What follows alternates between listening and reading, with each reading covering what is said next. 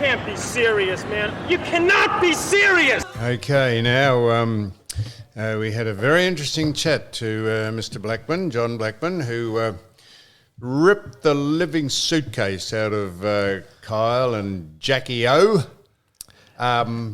Jacqueline Allen. And then deleted the post, which... Not sure about that, John. If you're going to do it, you've got to stick by it. Anyhow, I don't think... I think Kyle would probably welcome the attention, the comments. I mean, you would have to know when you did that stuff that would piss off or that would get up the nose of quite a few people, and you push on anyhow. So I don't think he'd. I think he'd have a pretty thick skin. The advertisers would be loving it, surely. Yep, and so there's a number of things that we wanted to chat about. First of all, I mentioned about the insects, the ill-bred and inbred insects who hold up traffic for their cause. They think carbon dioxide is caused by, this is what's causing the planet to melt and all the ice is... It's just absolute lies, and the COVID injections and the pandemic and the inoculations are absolutely scurrilously dishonest. All that stuff that this state endured through the former Premier's government and the crap we had to put up with, it was a complete sham and a lie. And so then we get on to the thugs that are going around manhandling the community and putting people in fear of their lives and walking around in their daily pursuit of leisure and pleasure and living. And then you say, well, then when they get apprehended, they get the bail laws that allows people, thugs and felons and people who are mentally disabled and deranged to go out onto the... back onto the street. Back onto the streets and they transgress again. What is going on? And it's parties like the Greens, the Teals. The Teals and the Greens. What a bunch of bloody dopes who think... everyone deserves a fair chance of... don't worry about actually apprehending people and putting them in prison until... and incarcerating them until they can justify what their behaviour was. I think the Greens are living in like the 1930s, 1940s. Like that, their idea is, maybe okay back 70 years ago, but these new nutters that they just get made bail... And they'll just do the same burglary or armed hold-up or God knows what they're doing. If you've been sentenced for something, and then they say, all right, you're out on bail. If you do something else after that, there should be no more bail. That should be you go back to prison or remand. And that's it. You stay there. How sensible is that? The Greens staffed and comprised of people who have chlamydia and syphilis. Seriously, how can you call that a political party when the leader won't stand in front of the Australian flag at a press conference? I mean, seriously. And then I notice a man called Farouk or Farraquai or... He bagged he said, well, condolences to the Queen for dying, but then went on a rant about how racist and sexist and I mean, seriously, they are a disgrace, that party, and the people who vote for them, as I say, these are the insects that... these are the insects that affect your life, that are ill-bred, and often you can't help being ill-bred, but you can... worry about being inbred, and that's when cousins copulate and they end up producing people who are just sort of Greens politicians. They breed politicians who are irregular people. You look at them in the mirror and not one half of their body looks like the other half because they're all inbred. God, fuck. Jeez, we've got to get... No, we've got to get them on here and... The Greens, there wouldn't be game. I've asked people to come on here that I have a different opinion with, climate people, politicians who push the. So you went to the dawn service, dawn service, and had to endure. I suppose the welcome to country. I presume, did you? Yeah, we had the same guy. The football for that I know, Uncle Jack. I think his name. Just a rod. It is just an absolute rod. And he's the same leaves as making a living out of going around welcoming us to the country that the Anzac. The ferry service that you went to, which was to protect this country, was fought by Aboriginal people, absolutely everybody, and white people, and people who were in this country. And if they hadn't gone over there, welcome to country, you wouldn't have a country to welcome yourself to. So honestly, look, I understand that it's all inclusive, but I've never noticed it as more blatant as that. No, because no one's game to push back and say, "Hey, this is nonsense." It's not nonsense, but ease up a bit. I mean, maybe that's the word. Ease up. Ease up a bit. I said, don't patronise us and make us feel uncomfortable when there's no necessary. Auntie Joyce goes around doing it. They just come out of the woodwork. They suddenly appear, and you think, but why do we have to be browbeaten by this nonsense? We are Australians, and the very fact that you went to a dawn service to commemorate the people who made this country what it is, and they did. Why we have to put up with that? It's just. But well, I think it's not going anywhere soon. So it is what it is. Actually, can I do a shout out just while we're on that? I had a person come up to me and say, "You're Ivan Milat," and I said, "Oh, at the Young and Jackson's Hotel at about 7:30 in the morning while I was having just a bitterly cold after the dawn service. After the dawn service, yeah. So her name is Jan, and she listens every week. She's here in Melbourne. She lives in the Melburnian. I don't know whether I should say that. Yes, the Melburnian. Down on St Kilda Road. Shout out to Jan. Thank you. There. Yep. And she thought you were Ivan Milat. Yeah, and I said, no, he's dead. Someone buttonholed us somewhere and said, I said, we'll give you a shout out, and you wrote it down because you're efficient. And I'm giving a shout out also to michaelchristianmenswear.com because he hasn't got anyone for us to shout out for, but we've got some caps here that Doug Hawkins. Now, Ivan, no one's asked, can we put you haven't got a number. You haven't got a football number we can put on the caps. So we could get some with Ivan, if you like. That's a project for michaelchristianmenswear.com. But if you want Doug Hawkins, I haven't got him to sign him yet because when he comes in, I'll get him to sign these caps. You can get a Doug Hawkins and me, 17 and 7, we'll sign them. They're collector's items, and he's letting them go. And beanies, you can get beanies. MickChristianMenswear.com said, the beanies are just very big demand. And the little people who make the caps, the little sweatshop underage people in China who make them, or wherever they are in Vietnam, he can't keep up with them. He said they're just trying to get underage people who are 6 and 7 to make them for us. But don't think we're any exception.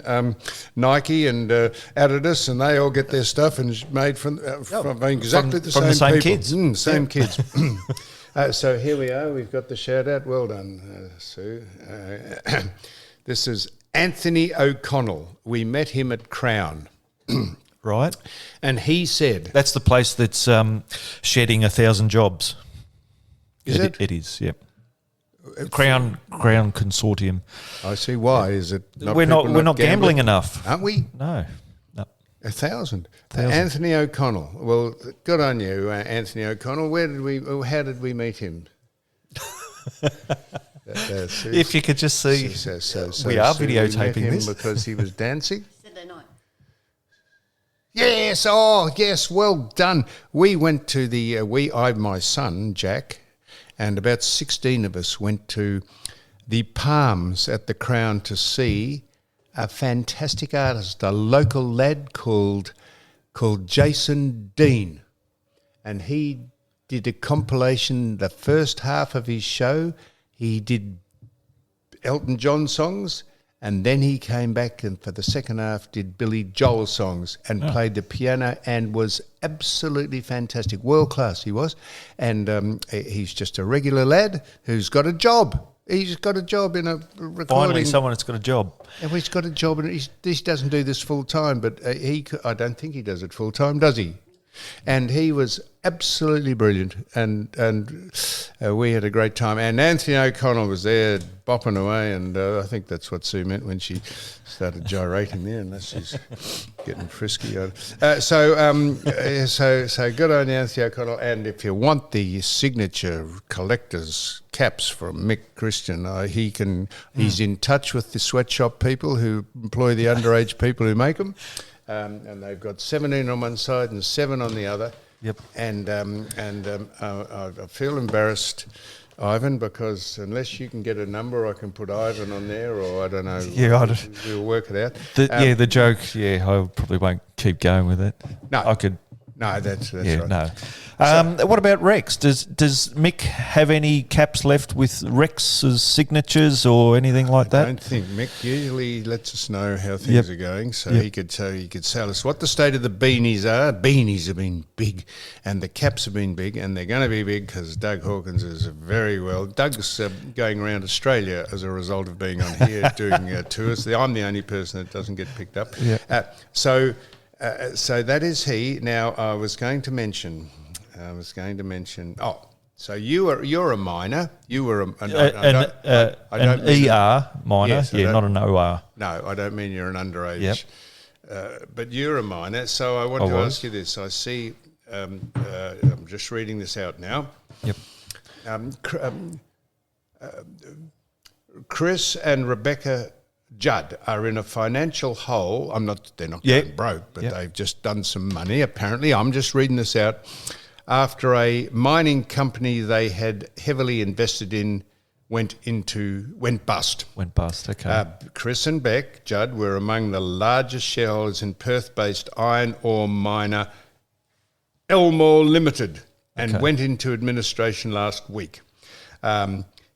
It could see the former West Coast Eagles and Carlton captain left with nothing to show for his investment. Not nothing to show for him, but he's done the investment, which is always a risk if you buy low-price shares. But have you heard of Elmore Mining? Is really what I'm asking you. No, that's a bit of a small one there. The iron ore price, it's come off a bit, but it's, everyone's still making money. I remember when I worked for one of the companies, the company I think we were selling iron ore for about $160 a tonne, and our break-even cost, I think, from memory, was $15 a tonne.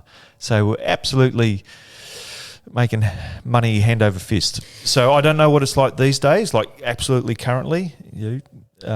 But, geez, you'd think if you've not made any money for iron ore.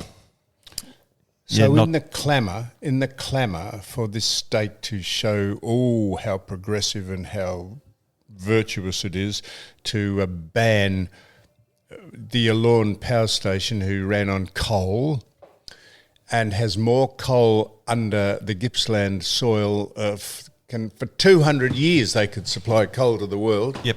Why don't they supply coal to the world? We China, do. We do. Not from here, we don't. Why don't they open up Victoria, the open cut mine at Yallourn and send the coal over to all the countries in the world who keep building coal-fired power stations? That would solve the problem of this country this state being in absolute financial ruin almost overnight. So why wouldn't they dig it up and send it over? They probably will eventually. Do you think? When they so broke, and then we're asking handouts for other states. Insects who stop us driving our cars, and people think this is futile because it's got nothing to do with us. Nothing. The electric vehicles is a hoax, an absolute hoax. And so many people say it, along with the people who say the COVID injections and whatever you had to have done. What do you call it? Not inoculations, the COVID. The jabs. Vaccinations. Stanley OAM, vaccinations. They say they are causing more trouble, and they were never sanctioned and never tested, and we're just like sheep. But guinea pigs. Mind you, we mentioned this here, and we'll say again, if people like Ian Cook from I Cook Foods can be run out of business by dishonesty and corruption and sheer lies, just for the sake of a public company run by the government, which went broke after you put incompetent people in to run it. If that can happen, you can do anything. You can have vaccinations that don't work. You can have electric vehicle. You can do whatever you like. Oh, you can do anything. You can do anything. And incidentally, there's a new vaccination. It's for the flu jab, and they say you won't. It'll be a one-time. It'll be a one-time jab, lifetime jab, and you won't need every year to go and have a different strain of the new flu jab. So it'll be once forever. Do you think you'd do that? Do you think that's... well, he's bringing it out. It's here. Companies have brought out the vaccinations for the COVID, or has it been tested? Well, they're in testing at the moment. But maybe I might leave that for the next 10, 20 years. So you mentioned Max Verstappen. Yep. Getting $250,000 a year, $1 million a year. I just can't believe that. Yeah, I'm not disputing what you say. But it's a lot of money. Could not possibly be right. But I'm going to read out. No, I can't find it because you sent this to me. But what did you send it to me on? I was going to read out the salaries of some of the AFL players and some of the higher earning people around the world. Yep. But while I'm looking it up,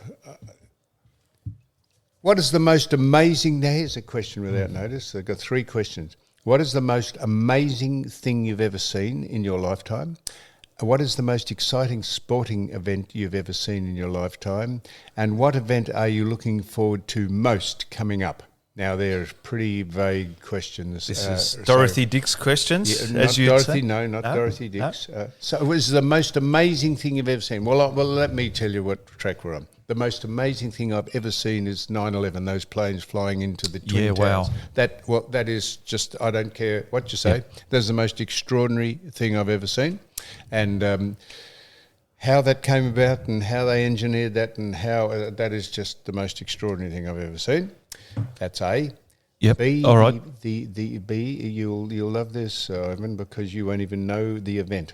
You'll know the Muhammad Ali George Foreman event in Zaire, I think.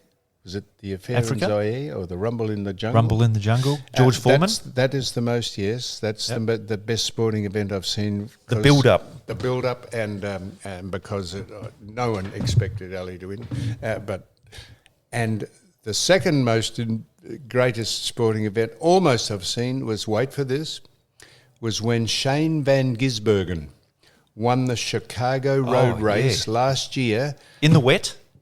Came over from Australia from driving supercars. He's a New Zealander. Went over and took on the best NASCAR drivers and won. That is, I sat and watched that. I was so nervous that he wasn't going to win and he was going to crash.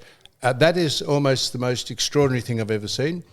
And the greatest event I'm looking forward to, right, this will be good, the election of Donald Trump as the 47th president. November this year. Because you want to see the mainstream talk about grubs and pedophiles and syphilis-ridden chlamydia people in the mainstream media and the Democrats. You want to see what they're doing in order to stop him running, because they're shit scared he's going to beat that man who's dead. How can you be shit scared of beating a man who's dead? Someone's working Joe Biden with a foot pedal. They got a stick up his coit and they're opening his mouth and shutting it. And you think, how can you be an ally of a country that allows that man to head it? I think Donald Trump's got it in the bag already, unless they've got him in jail somewhere. Well, for me, that's the only way that they can stop it. And maybe, I don't know, the algorithms on TikTok and all that, and the social algorithm, is it? Yeah, algorithms. Yeah, no, they're leaving no stone unturned, and in the end, they'll just shoot him. That's what they'll probably do. They will. Wow. No. That'd be a civil war if that was the case. That'd have to go very, very badly. So, So that's looking forward to November this year when the American elections come up, and I'll take the day off. Not that I'm working, I can take the year off. In fact, I might fly over for it. Wouldn't that? There's a death wish. Yeah. Put make Put the America mocker on great him. a cap on and go over and see how long you last. Sue Stanley with some. Yes, some suggestive. So, Other questions? go on. What All right. What was the first one? The most amazing most thing you've amazing ever place. seen? Well, Was have it to the be the- moon landing or? No, see, that was before my time. The 9/11, 1969. yeah, I'll give you that. Although at the time we weren't sure what we were watching. I remember watching the TV at home, and I went to bed, of course. So, yeah, it was just one of those things. But no, the best thing was just recent. The pyramids. I went Yes, the best to thing you've be ever inside the seen. pyramids, Yes. and one of the lucky few to get in, I guess. Yes, I've got a picture of me inside the pyramids. Oh, The man said, the little Egyptian guide said, "You're not allowed to take photos in the." I don't think he spoke like that, but he said, "You're not allowed to take He's photos in the cyst." Is it called? No, not the cyst. crypt? Crypt. Crypt. Yep, crypt, Cyst. I think. That's a thing you got on cyst. your ass. In the crypt, he said you can't take photographs with flash. He said because Oh yeah. oh, Okay. because it deadens the the spirits. He said, but if you give me $5, he Egyptian said I'll pound. take it for you. So he took it. They're good. So very claustrophobic. So that was the best thing you've seen, is it? Oh, that's just questions without notice. Yes, that's just off the top of my head. That was quite amazing to be in there. Yes, to be in there. And I'm thinking our little backyard here, they were done 3,000, 5,000 years ago. What have we got here? Yes. Hey, we've got sweet FA. An Indigenous man contacted me on what is it? Facebook or something? Yep.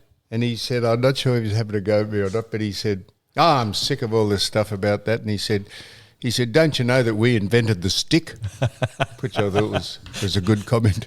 I think he was saying he's just about sick of. I think he was agreeing with what I say, but he said, we invented the stick. Yeah. Which, when you think about the pyramids and the Incas and what they did. So we invented the stick. So now the highest paid sports people, I think they're all men. I think they're all men, as it turns out. This is not a sexist thing or misogynistic, but they're all men. The highest paid Far away. sportsman. Sportsman, Who okay. would you reckon is number one? You could easily get these wrong. This is All not right. a test I'm of your guessing general knowledge necessarily. Their sporting field would be soccer. Would that be Well right? done. Okay. So And I'll give now you. I don't know Well, Cristiano Ronaldo. Ronaldo. Okay. So How much? Well, so there you are. He says that his salary is $215 million a year. Wow. I just can't comprehend that someone can earn that for playing a sport. It must be everything else that goes on top of it. This is why I say Max Verstappen couldn't possibly be paid Yep. 200. Then it goes John Rahm from golf, right? Okay. So and why? Because the LIV tournament run by the Saudis, Yep. they gave him $300 million to sign on. $300 million to sign on. Just a sign. And they've offered someone $1 billion to sign on just to try and see if they can screw up the PGA. This is the Greg Norman This is it. facility. Okay. LeBron James. Basketballer. Yep. Yes. Patrick Mahoney. Dangerfield? No. Patrick Dangerfield. We'll get on to Patrick Dangerfield on the AFL. You'd be interested to know where he comes. Max Verstappen, it says he earns $70 million a year at the Currently. minute driving his car. Okay. Then Shuei Otani, the Japanese baseballer who has taken the baseball world by storm. He's Gotcha. not only a great hitter, but he's a great pitcher.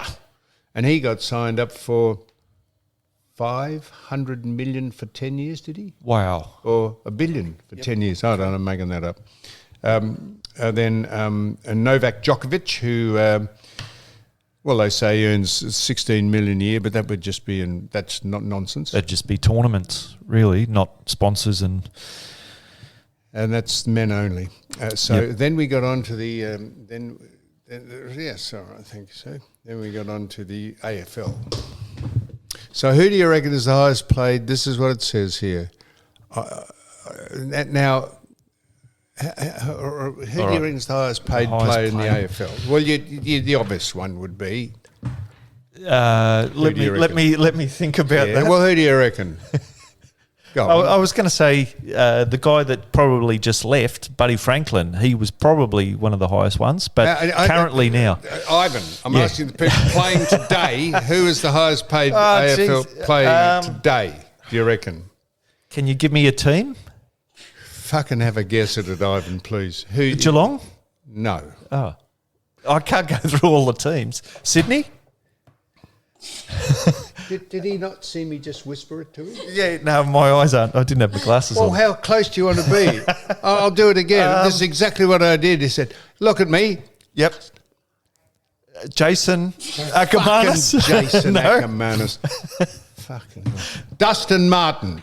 Oh, really? Did you not see that when I said those words to you? No. Dustin Martin. I was trying to help you out. So they reckon he's on 1.5. Wow. For a few seasons, maybe. Or one season? He's got 1.5 million a season. That's what they say, right? All right. That's good. Then there's a man that I don't think I've actually heard of. Yep. Who's on the same amount. He can't be under the salary cap for the same team, so it'd have to be a different team. Brisbane? Oh. In fact, this man is the highest. They say this man's the highest paid player in the competition. Not Toby Green? Well, no, Toby Green's here. Yep. Have you heard of Ben Mackay? No, sorry. They've made that up, have they? Ben Mackay. Hang on. You heard of Ben Mackay? Ben Mackay's on 1.5 million a year. Hang on. Ben Mackay.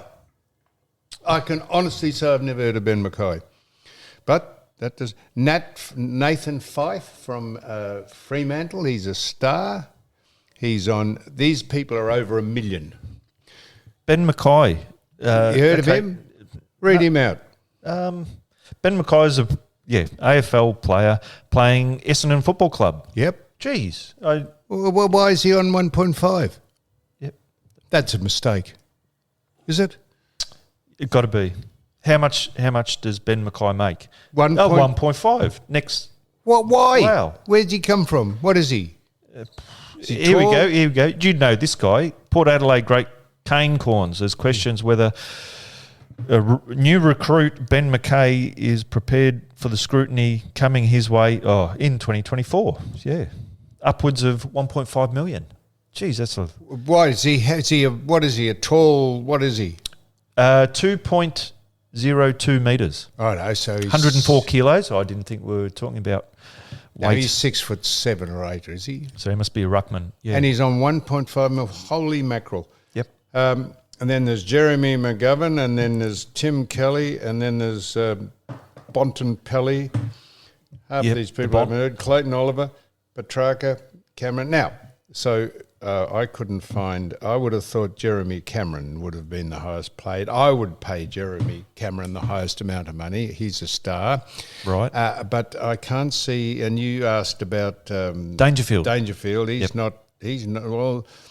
It Well, says here that 950,000 a year this goes down to, and he's not in that group, but he might have just been left out, or he mightn't want his salary to be noticed. Yep, for tax reasons, maybe. Well, I don't suppose. Yeah, tax reasons. So that's it. So Ben Mackay, good on Ben. Fancy having never heard of the man who's the highest paid. I've mind you, because I don't take much interest in it. Well, I take a bit, and I don't know it. So I've got to follow that up. So another man who used to play for, I think, 3 different clubs, St Kilda, Carlton. Who else did he play for? St Kilda. Hawthorn. He did too, Sue Stanley OAM. That's Ricky Nixon. Did he? Ricky, if you opened up the paper, you saw a security guard punching the living shit out of him. And you thought, hello, he's in it again. But it was a staged photo for a film that the chicken is in. And Who's he playing? Or do we know? People would have opened that up and thought, hello, there he is again. He's been lumbered. Yep. But it was a staged photo. I don't know didn't read it. But I don't know what film he's playing. But we should get him in. He hasn't been in for a while. Typecast it would be, because if it's someone getting thumped by security, he wouldn't have to act too much. Happens every other week. Very good. And we got the script. Greg Evans and I, for a film that they're writing, not about us, but they want us to be in it. But we don't. It's not the same movie, is it? No. I don't think it's. I don't know what movie it is, but we had the people in here last week. So I'm desperately trying to remember what I was going to speak to you about. Go on, Ivan. Have you got anything else? All right. On the same theme as football. Well, it is football. Cody Waitman. He's a player for the Western Bulldogs. He's going to be out for a few games. Dislocated his elbow. It's the 4th time he's dislocated it this year. And then he's going to have surgery and he'll be back in round 17. How many times do you dislocate your elbow before you just say, right, enough's enough, I've got to have surgery? Get a prosthetic arm, you reckon? Well, yeah, you'd have to, 4 times is probably enough. Have the surgery, come back round 17 and then get ready for the finals. Vladimir Putin, who might just have a stiff arm down the side of his, he can't walk with any, can't lift it up, it can't lift a cup of tea in case his elbow comes out, he can't lift anything. Yeah, I like just that. Waiting for surgery, if you could ask Vladimir Putin one question if you're sitting opposite you. We could ask You said, I noticed you walk with a stiff arm. Yeah, that would be a winner. That would go around the world. Reuters would pick that up. That would go around the world. Yep, that's what he's... Man was granted an interview by Vladimir Putin on You Cannot Be Serious. And opening question. I noticed you got a stiff arm there. What's that from? What's it from? We should have asked the Aussie Cossack whether... what's the go there? Now, we don't have anyone to interview today because there was a woman, a girl, a person, a female, who's called Alana something. Alana's sailing around the world solo on a little yacht, and she pulled in at Williamstown to effect repairs to her yacht. And the person, Anthony from... What's his company called? He makes clears for boats. He'll be annoyed that I can't think of his company. He said, why don't you speak to Alana? And he gave me her number, and I thought it'd be good for Alana to come in. Did she have a dog? No. She did. She's sailing around the world in a not yacht. Solo? What? So not solo around the world? No, she got the dog. I'm not sure the dog's doing a hell of a lot. Might pull in the heady, which is the head sail. Heady, yeah, no, that's right. That's the head. The yachts people call it the heady. We call heady something different. But a heady to a yachtsman is the head sail, the head sail, as opposed to the spinnaker. And so we were going to, don't tell me this hasn't been recording, Sue. Sue came around to push a plug in. I get nervous when Sue comes around looking at cables. Oh, Jesus.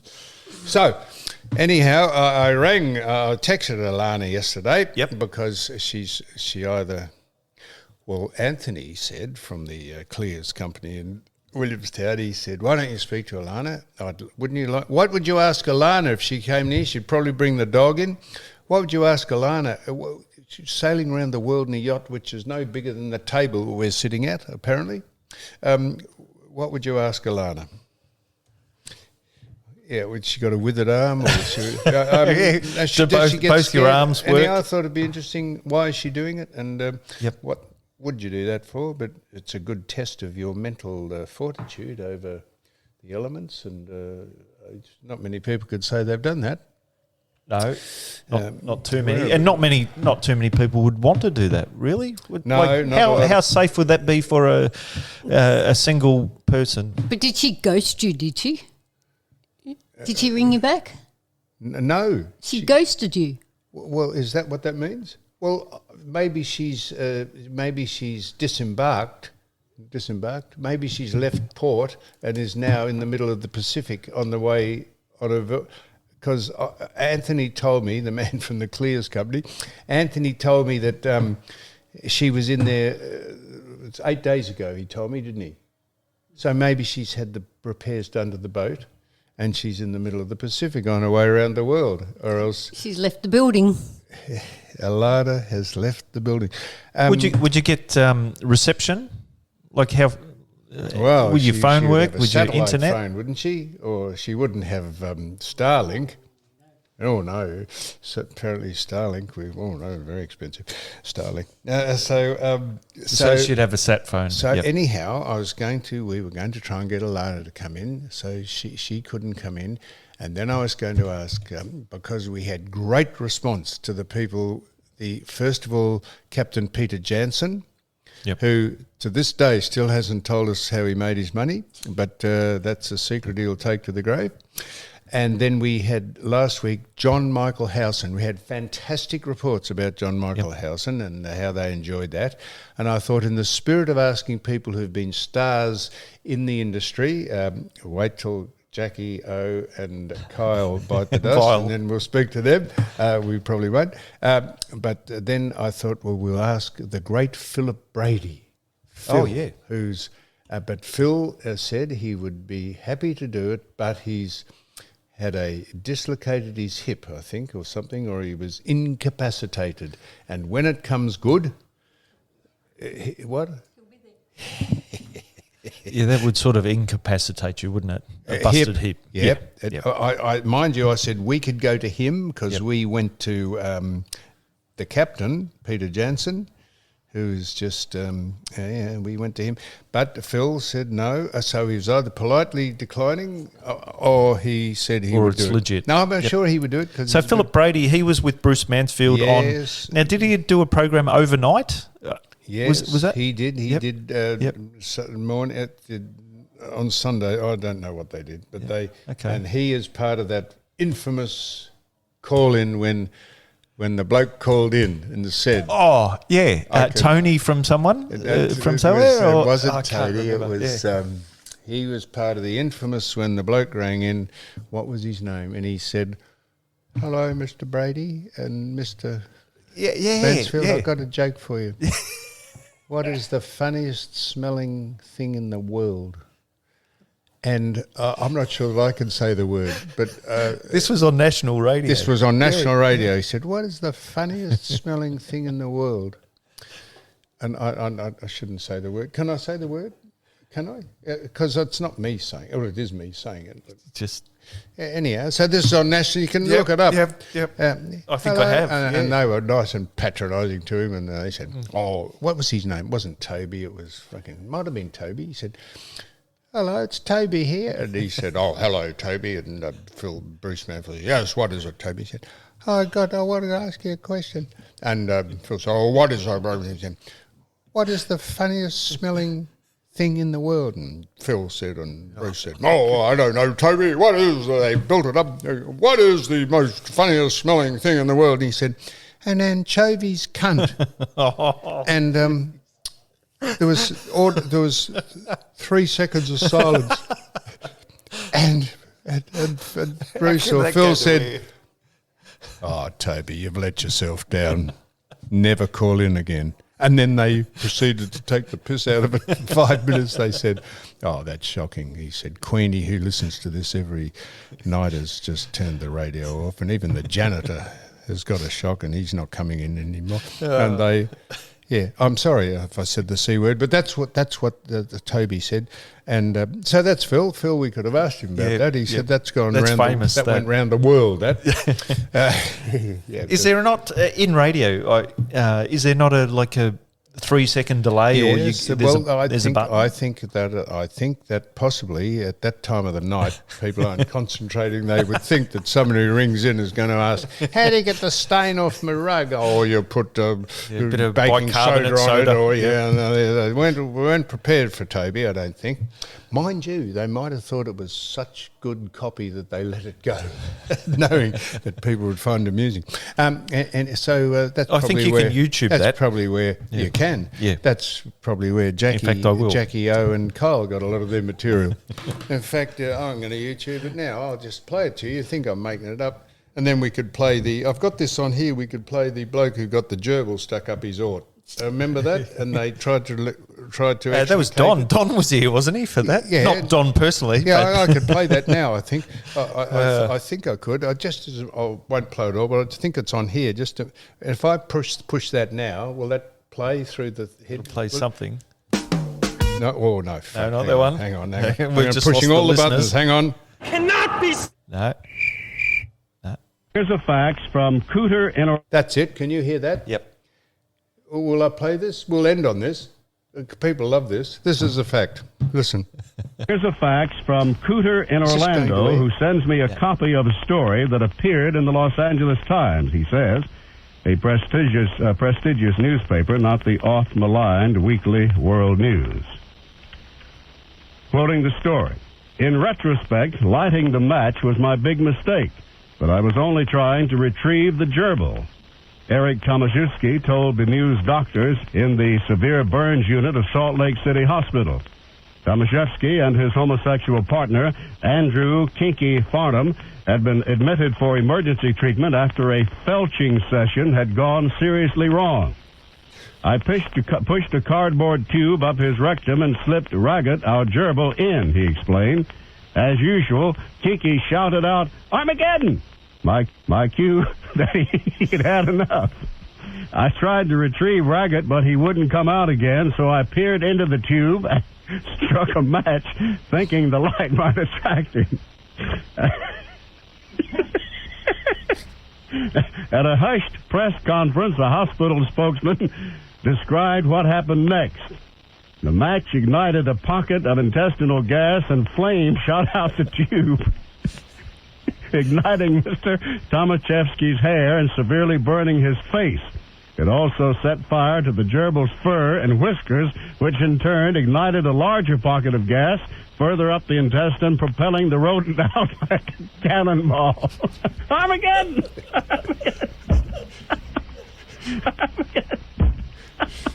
This is a bloke trying to read the news.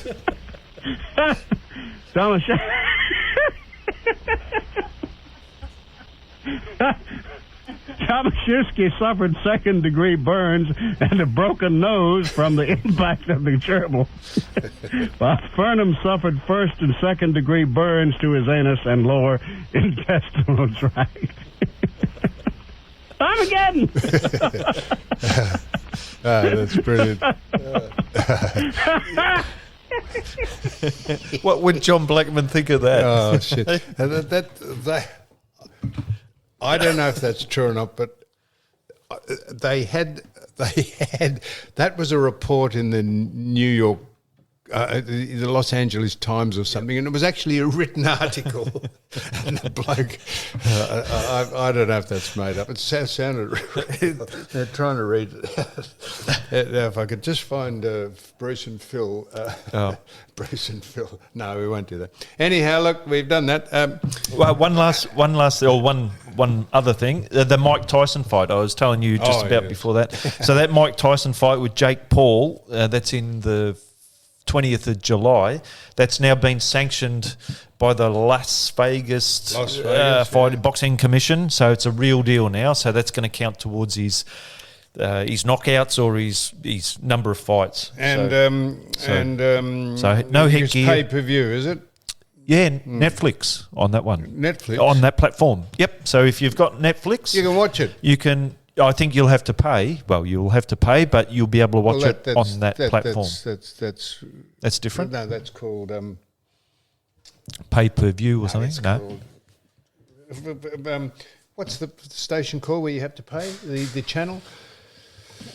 No, it's called Foxtel. Christ. Oh, KO. No, it's called. No. It doesn't matter what it's called. It's called Prime Time, not Prime Time. Peacock. Peacock? The fuck are you talking about? Peacock. No, don't know that one. No, You know what it's called. Main event. Main event. Main Thank event. There we go. Main event. Peacock. All right, I'm going to be texting, looking All right, up well, Peacock. look. So anyhow, I just said Alana didn't ring us back about going around the world in a boat. I don't know how we got on to Toby saying an anchovy, and I don't know how we got on to Ragu, who propelled out like a rodent and broke the bloke's nose. So I don't know how we got on to that. The other people who were trying to get in, it was Phil, Alana, and that's about it. That's about it. Has there been any people that you've been after and they just constantly say no, no? Have you got a list of people? There's people say no for different reasons. Yep. But we never pester them. If they don't want to come on, they don't want to come on. Yep. So have a lot of people ask to come on. Yep. And we're very happy for them to come on if there's some interest in them coming on. A lot of people want to come on just to promote something. Yep. And that's Fair all right enough. as long as there's some interest in it. But not interest, as long as people think, well, shit, this is just sort of a paid political chat, which we're not into. But anyhow, so there we are. I'm sure there was something else I was going to say. Go on. Yep, we're speaking about the Ricky Nixon. Yeah, Ricky Nixon. The fishing. No, Fishing, I know you're not into fishing, but the young fella up in Northern Territory, him and his sister hooked a barramundi and are worth $1 million. What? Yep, they tagged it. They put a tag in it 10 years ago. Fisheries put a tag in this barramundi and they said if you catch it, there's $1 million. Yeah. Catch it again? And the young fella up there, Aboriginal kid, he caught it and went to the fisheries and they said, yep, that's the tag, here's your $1 million. And he said, Carl had him on his show, on the Today Show this morning, and he said, what are you going to do with the $1 million? And he says, I'm slowly going to spend it. So good luck to him. No, good on him. Well, yeah, good on him. Yeah. Well, there we are. That's it. So we're winding it up, and thank you, everyone, for listening.